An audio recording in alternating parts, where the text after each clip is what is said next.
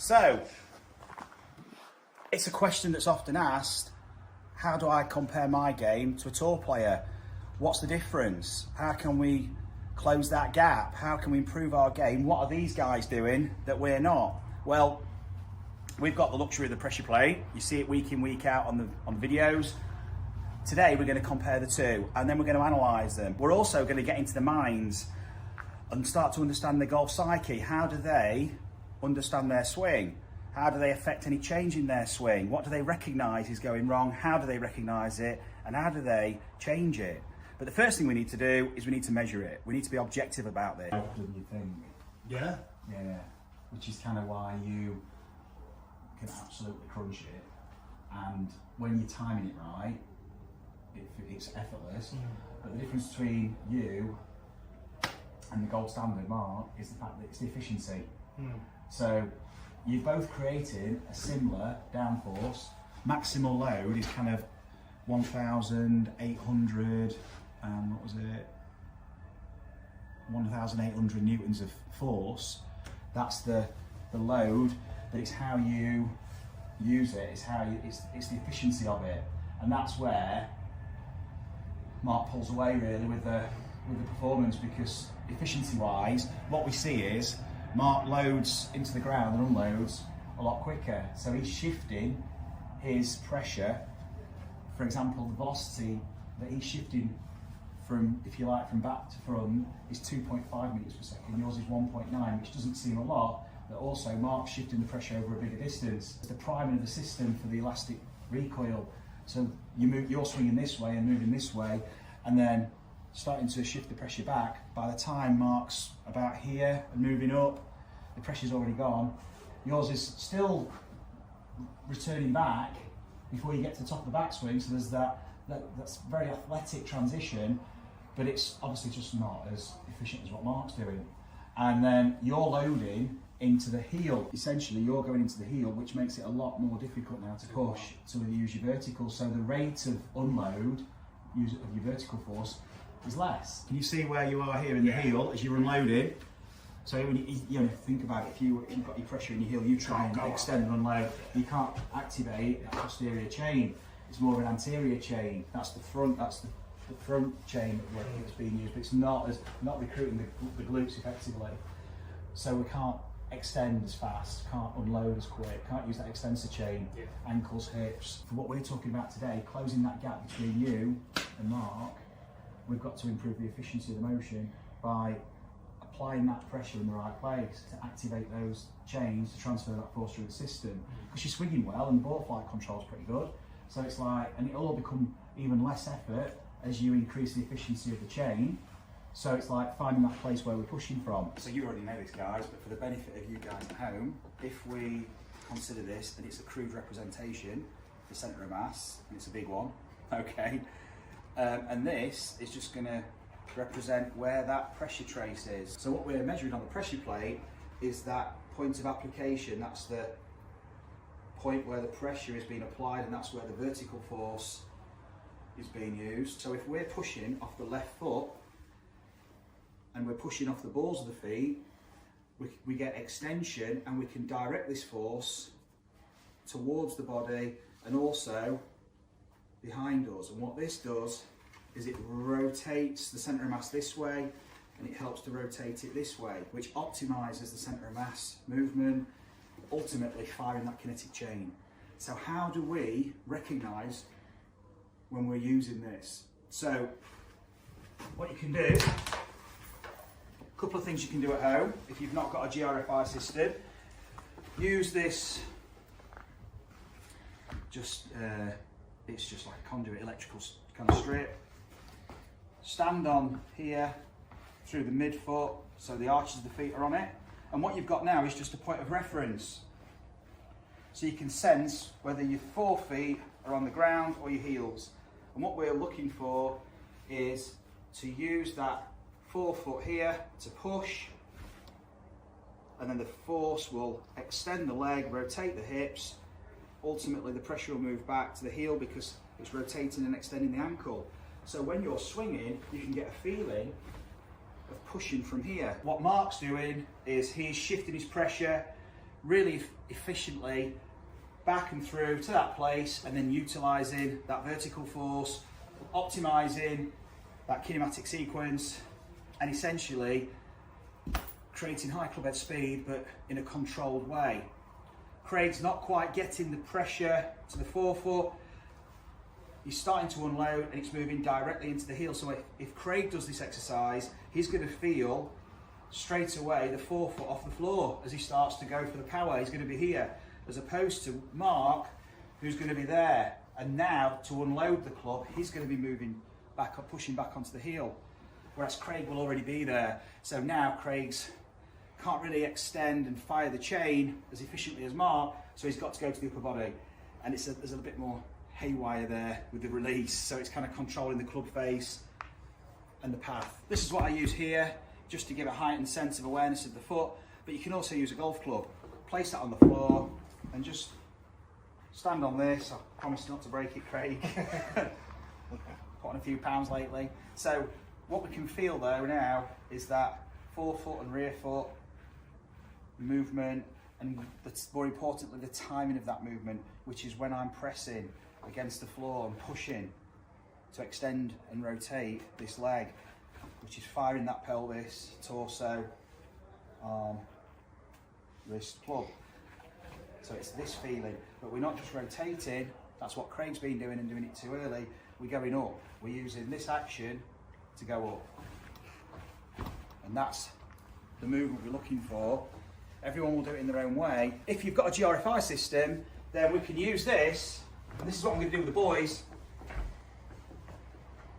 We can tailor this to optimise that force vector. We put the balance pad under the right foot, so we can feel how the right foot operates in order to use the left foot.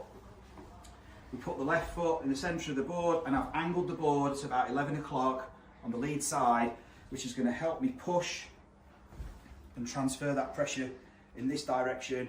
So essentially the vector's already set up. What I'm doing is I'm going to make sure I push the board to come back. What I'm not doing is just rotating my hips. That's like cheating really, to use my hips to move pressure, not really interacting with the ground. That's more shear force. We really want to be pushing.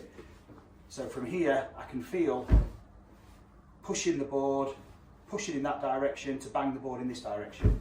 You can start to feel how the right foot is being used to push, because this is creating torque with the left foot. This right foot is working in this direction and the left foot's working that way, and it creates torque from the ground, and we can transfer that through the body using the vertical force, which rotates that centre of mass and then transfers that energy through to the club through that kinetic sequence. So Craig, if you want to pop on there for me first, you can use lots of different ways of doing it. If you've got the GRFI system, that's ideal, but you don't need it. You can use a golf club just for its effective feedback, and you can start to work on that vertical force and the timing of it. So guys, Craig, let's go on the system first. I need to plug it. Yeah. So the reason, Craig just asked if he needed the club, and the reason he needs the club is to have an idea of where that club is in space in relation to when he's doing this. So he needs some reference when he's doing it.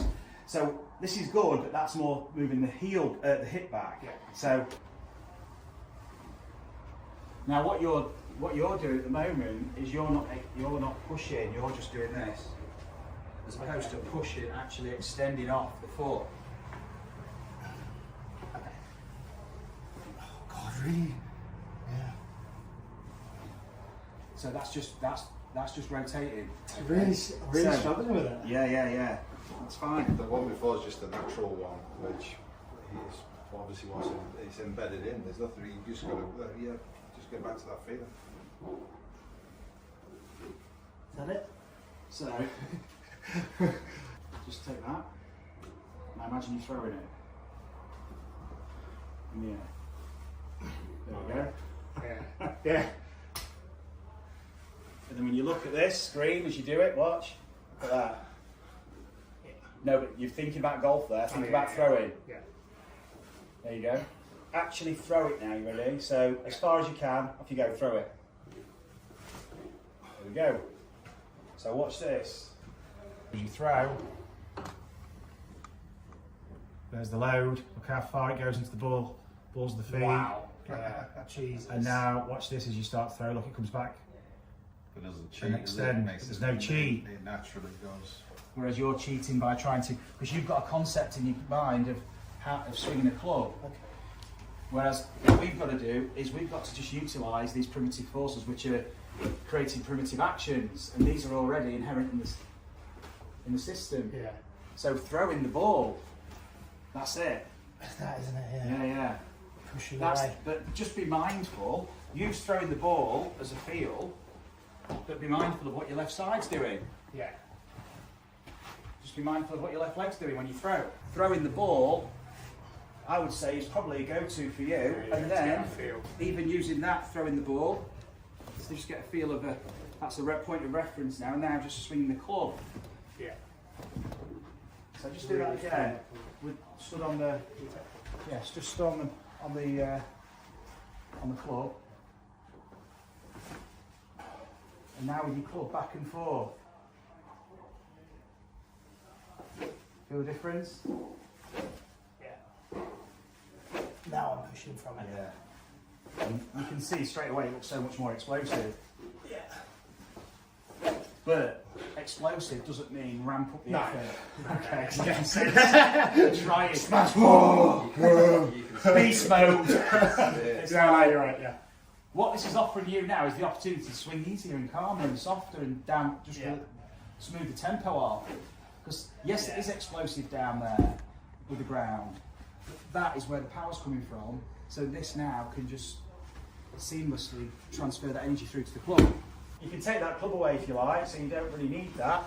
Ultimately, we don't want to be using any form of these training aids. We want to be just get the feel. yeah, it's natural, even no matter what training aid it is. Ultimately, we should be able to sense this without them.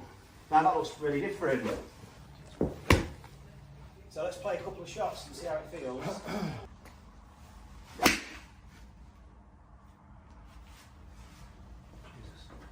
Feel different? Sorry. I went very far. And that was like felt no effort.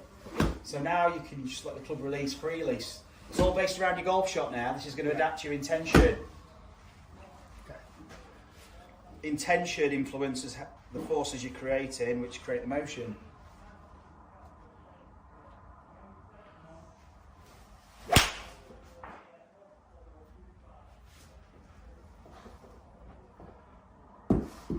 How's that feel?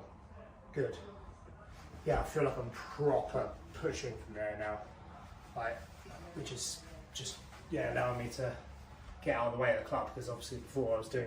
Put pressure dome on there now. Now you can feel I use that left. On the arch, yeah?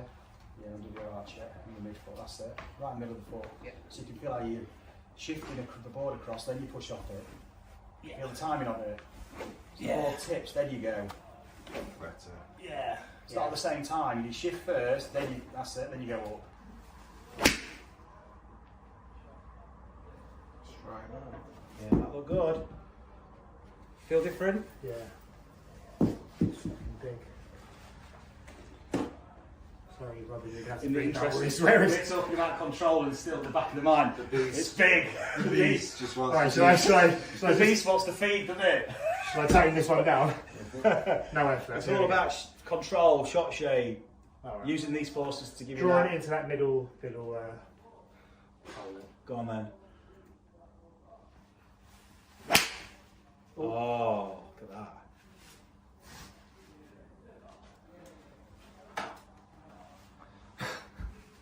Still smashing.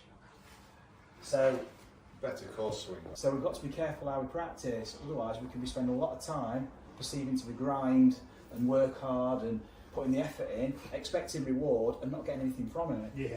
And we're just doing the same thing every time. One thing I felt as well is how straight this leg got. I've never felt that before in my Okay. golf swing. When I went back, I felt like that leg just completely straightened to allow me to push. So as a It's really product weird. of your body knowing where it's about to go, Yeah. it's reorganised the rest of the movement to be able to facilitate you going there. Yeah. Naturally. Yeah, because I went like that and I felt like that leg straightening allowed me to go to that heel to push to do that. Yeah. Yeah. It proves there, and that says less goal, less shots on the course. Yeah, look at that. So Yeah, look at how that's- you're unloading there now. Night and day, you know. Look how you're pushing and using that left side. Look at the action, the body, look at the lower body action. Right. Totally different golf swing Yeah. in half an hour. But focusing your attention in the right place for long enough, but not kind of drilling it. We did lots of different things there. These are just awareness